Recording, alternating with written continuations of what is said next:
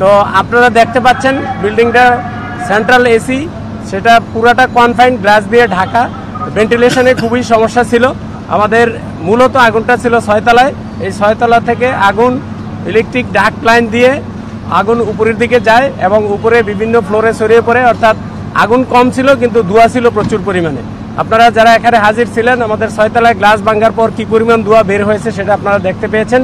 অর্থাৎ ভেন্টিলেশন সমস্যার কারণেই এটা আমাদের এই 7, 8, 9, 10 তলার মধ্যে আগুন এবং ধোঁয়া ছড়িয়ে পড়েছিল।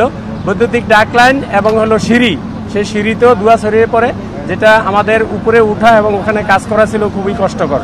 তারপরেও আমরা ঝুঁকি নিয়ে কাজ করেছি এবং আমাদের টার্ন টেবল ল্যাডার টিটিএল দিয়ে পাড়ি দিয়েছি বাইরে থেকে, এবং ভিতর দিয়েও আমাদের লোকজন ভিতরে ঢুকে ফ্লোরের ভিতরে ঢুকে ভিতর থেকে অগ্নি নির্বাপন করেছে।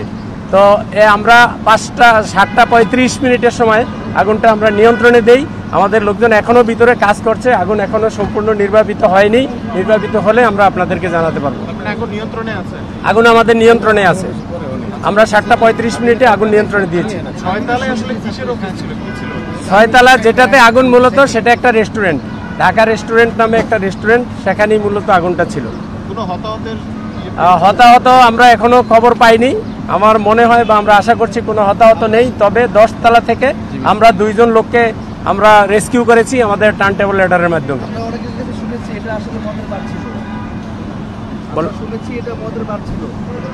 মদের বার ছিল এরকম না, রেস্টুরেন্ট। আমরা তো অগ্নি নির্বাপন করেছি। এখন দেখলে বোঝা যাবে যে আমরা যখন অনুসন্ধান করব পরবর্তীতে, তখন আমরা বুঝতে পারবো যে আসলে কি।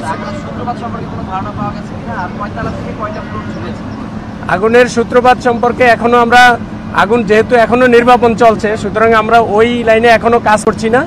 আর আগুনটা 6 তলা থেকে খুব বেশি ছড়ায়নি আগুন, ধোঁয়া এবং হালকা আগুন ছিল, সেটা 7, 8, 9 তলা পর্যন্ত গিয়েছিল।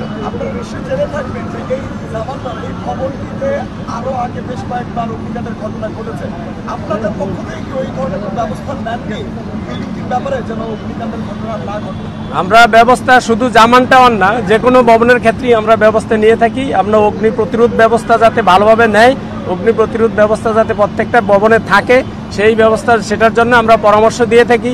বিভিন্ন সময় ভিজিট করে থাকি, মোবাইল কোর্ট করে থাকি। আমরা আমাদের কাজ করে যাচ্ছি। আগুন যেহেতু, আগুন নিয়ে কাজ সবার, আগুন লাগতে পারে, বাট আগুনটা লাগলে যাতে আগুন ছড়াতে না পারে বা সাথে সাথে নিয়ন্ত্রণে আসে, সেই ব্যবস্থা যাতে রাখে প্রত্যেকটা বিল্ডিং ওনার, সেই জন্য আমরা পরামর্শ দিয়ে থাকি।